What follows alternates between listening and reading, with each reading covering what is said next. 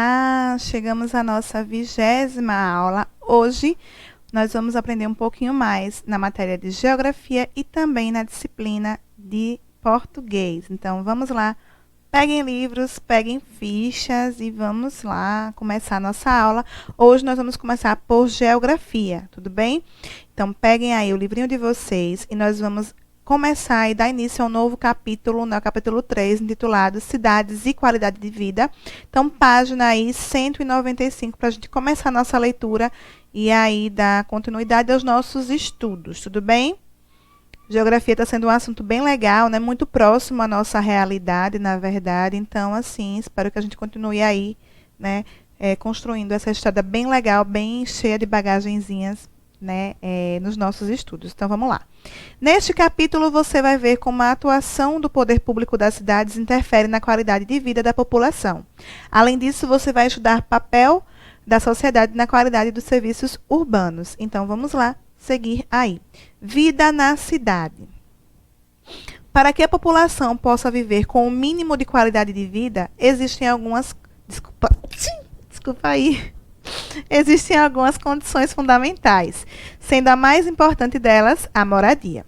Atualmente, muitas pessoas que vivem nas cidades não possuem moradia e, por isso, dependem de pagar aluguel para os donos ou, quando não têm como pagar, acabam morando nas ruas.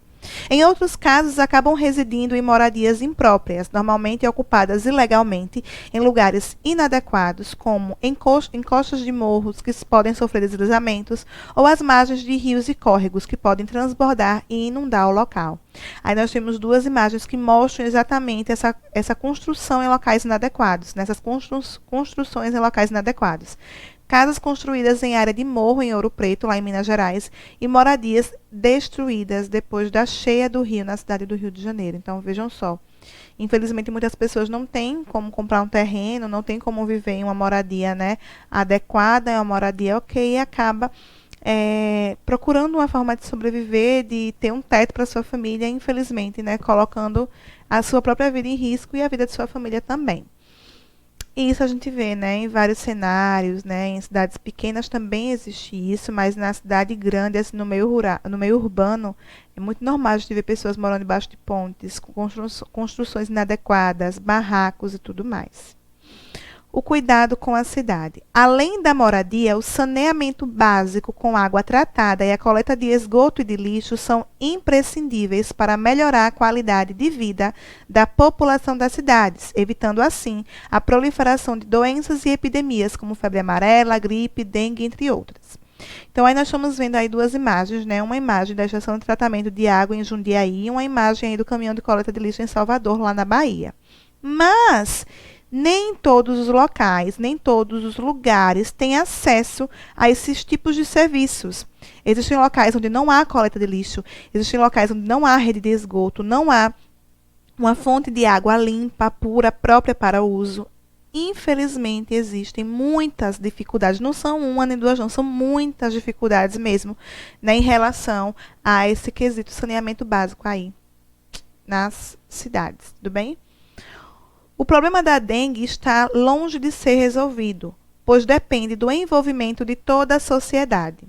Em 2019, foram registrados mais de 450 mil casos no Brasil, um aumento significativo se comparado com o ano de 2018, quando ocorreram pouco mais de 100 mil. Nas páginas lá no material de apoio 29 e 31, né, há um jogo da memória para que você exercite um entendimento do que é necessário para evitar que o mosquito da dengue se reproduza. Eu lembro que a gente comentou um pouco sobre essa questão da dengue enquanto nós estudávamos a questão dos 5 R's, porque nós vimos que o descarte inadequado de lixo também contribui para a proliferação do mosquito da dengue. Porque, por exemplo, se eu tenho garrafas e não faço descarte adequado, a água da chuva que se acumula naquelas garrafas pode servir para a proliferação de muitos mosquitos da dengue. Esses mosquitos vão se desenvolver ali e vão poder, né, picar pessoas da sua própria família, né, provocando essa doença, que em alguns casos pode se agravar, levando até a morte. Então, eu quero que vocês realmente façam uso desse material de apoio, tá certo? Usem lá. Quero fotos, registrem aí vocês jogando esse jogo da memória para que a gente realmente possa lembrar dos cuidados que são necessários, né, no combate, na luta também contra o mosquito da dengue. Nós estamos vivendo uma pandemia, né, contra um vírus que é invisível, mas o mosquito da dengue é algo que nós sabemos bem o caminho para evitá-lo, então devemos dia após dia realmente colocar em prática aquelas atitudes, né, que nos levam a ter uma vida mais distante do mosquito da dengue, ok? Então vamos lá. Quem cuida da cidade? É muito importante que a atuação dos governantes do município, prefeito e vereadores ocorra em parceria com as secretarias municipais, para que possam desenvolver melhorias para a população ter melhor qualidade de vida nas cidades. As secretarias podem variar de município para município, e é muito importante conhecermos a realidade do lugar onde moramos. Então, quais são as secretarias do seu município? Né? Quem puder e quem tiver acesso, faça uma pesquisa, né? A Prefeitura de São Cristóvão hoje ela tem Instagram, ela tem site, então a gente consegue fazer um levantamento ali das secretarias que estão aí para auxiliar os governantes, né? Para nos assegurar dos nossos direitos, para fiscalizar aqueles deveres também aos quais devemos cumprir. Então é interessante que a gente conheça a realidade do nosso município. E para os alunos que moram em Aracaju, eu digo mesmo, ok? Então, vamos lá, aqui dando continuidade aí. Na página 199, tem aí, né, esse boxezinho trazendo mais algumas informações adicionais. Frequentemente, a ONU, a Organização das Nações Unidas, lança listas com o ranking das melhores cidades para viver. Para listar as cidades, a ONU utiliza o Índice de Desenvolvimento Humano, o IDH. No Brasil, é levado em conta o IDHM, o Índice de Desenvolvimento Humano Municipal, que segue a mesma linha de pensamento do IDH, mas com adaptações para a realidade do nosso país. Para chegar aos índices, são considerados os dados de educação, renda e expectativa de vida, os quais geram um valor que, quanto mais próximo de 1 for, melhor é o desenvolvimento da cidade. Então, quanto mais pertinho ele está lá do número 1, é um sinal de que o desenvolvimento está muito bom naquela cidade. Então, a tabela a seguir mostra as faixas de desenvolvimento humano.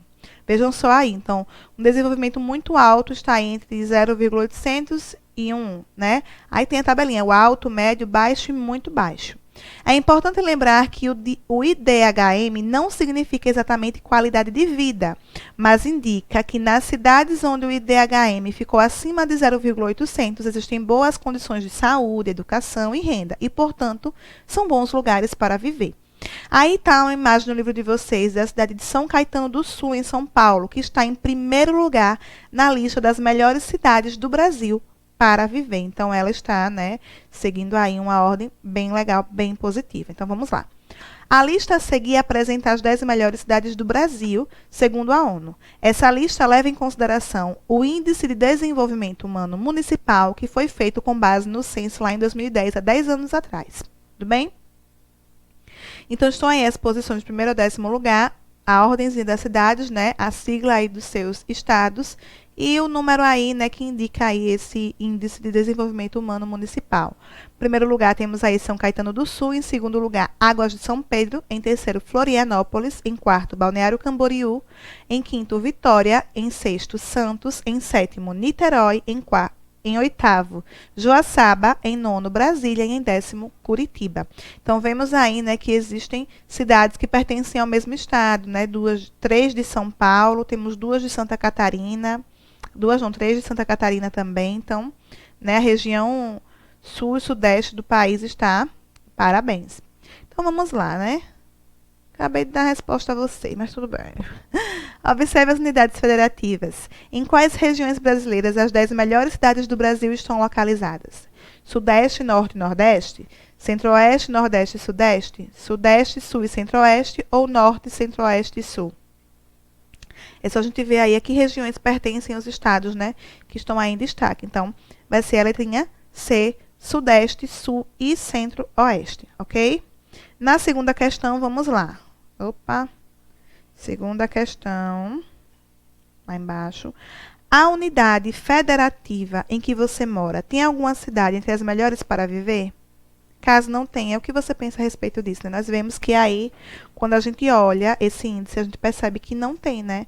nenhuma cidade que pertence ao nosso estado. Mas, né, a gente precisa muito melhorar, a gente precisa pegar esses exemplos, né, essas cidades como um exemplo realmente para a nossa cidade também. Né? E aí, quem sabe, um dia, né, vir a ter um IDHM bem lá em cima, bem legal, tá certo? Então, vamos lá. E na terceira questão, tem aí, em sua opinião, o que é uma boa cidade para viver? O que é uma boa cidade para viver? Hein? Vocês, o que é que vocês acham que tem que ter em uma cidade para vocês viverem bem? O que é que vocês acham que é essencial? Nós vimos lá a questão de saneamento básico e tudo mais. Então, o que é que vocês acham em relação a isso? Vocês vão pensar aí, porque essa questãozinha já é uma resposta pessoal, tá ok? Então, pensem, reflitam, vejam aí vocês, sejam um tanto quanto críticos também. O que é que vocês acham? Qual estrutura vocês acham que uma cidade tem que oferecer para que vocês tenham uma qualidade boa de vida, que seja uma cidade boa realmente para viver? Pensem e coloquem aí. Na quarta questão, temos aí, na cidade em que você mora, a população tem uma boa qualidade de vida? Cite algumas características dessa realidade. Vocês julgam que aqui onde a gente mora tem uma qualidade boa de vida? Eu acho, pelo menos aqui em São Cristóvão, eu acho que sim. Eu vejo assim, que existem muitas coisas que precisam sim ser melhoradas, né? Essa questão realmente da rede de esgoto, de saneamento básico, porque existem ruas aqui que nem sequer são asfaltadas e tudo mais. A gente vê quando chove, é um grande problema. Então, existem muitos pontos a serem melhorados, sim. Mas a gente também tem que dar valor aos pontos que estão ok. Bom, obviamente que nossa cidade é uma cidade pequena. Então, para uma cidade pequena, o comércio daqui é bom, né? A gente encontra muita coisa na nossa cidade, embora seja uma cidade pequena. A gente encontra um número de estabelecimentos, né? Que proporcionam emprego a outras pessoas também muito bom. Eu, por exemplo, eu moro na minha cidade e trabalho na minha cidade. Então, a minha cidade ela não é só uma cidade de dormitório, eu moro também aqui. Então, para mim, é algo positivo, talvez para outras pessoas também seja. O que mais nós podemos ver de pontos positivos? Pensem aí. Ou também os pontos negativos, e vocês vão colocar aí na quarta questão. Não precisa ser nada muito extenso, certo? Algo bem, bem clarinho assim, bem de leve, só para a gente poder aí concluir. Tá joia? E nós vamos dar aqui, nós vamos aqui ler esse restantinho aí dessa página, nosso papel como cidadão. Você observou ao longo deste capítulo que vários órgãos públicos são responsáveis por cuidar da cidade onde vivemos. Mas será que eles são os únicos responsáveis? Qual é o nosso papel como cidadãos? Como podemos participar ou cobrar os cuidados com a cidade?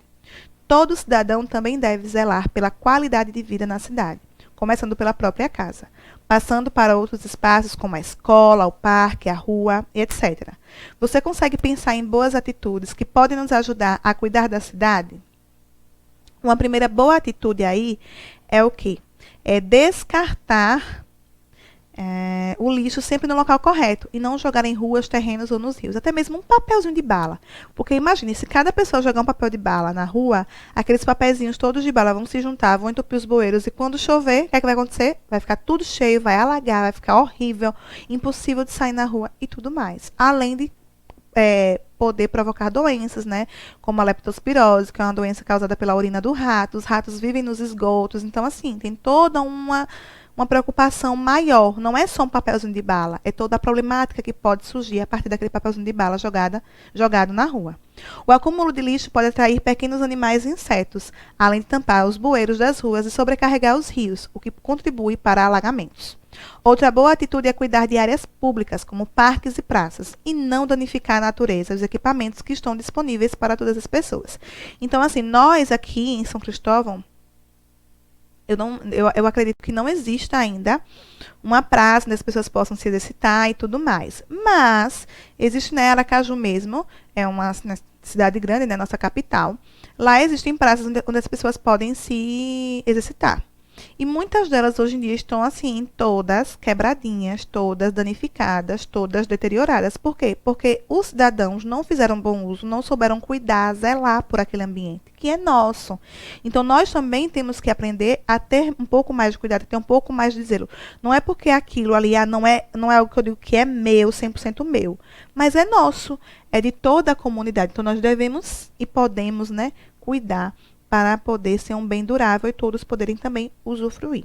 Dito isto, vamos lá para a ficha de casa hoje da página 109 até a página 112, ok? Observe a imagem a seguir para responder as questões. Então, nós vamos responder essas questões já com esse novo assunto, certo? Vocês vão ler aí, vão analisar a imagem, vão responder, ok? Já de acordo com esse assunto que nós vimos hoje. Aí nós vamos ver, trabalhando sempre com imagens, né, que nos trazem a nossa realidade, na verdade. Isso é muito importante. Então, vocês vão ler as questões aí, vão responder. São questões bem simples, certo? Que vocês vão encontrar muitas das respostas no próprio conteúdo de vocês, ok?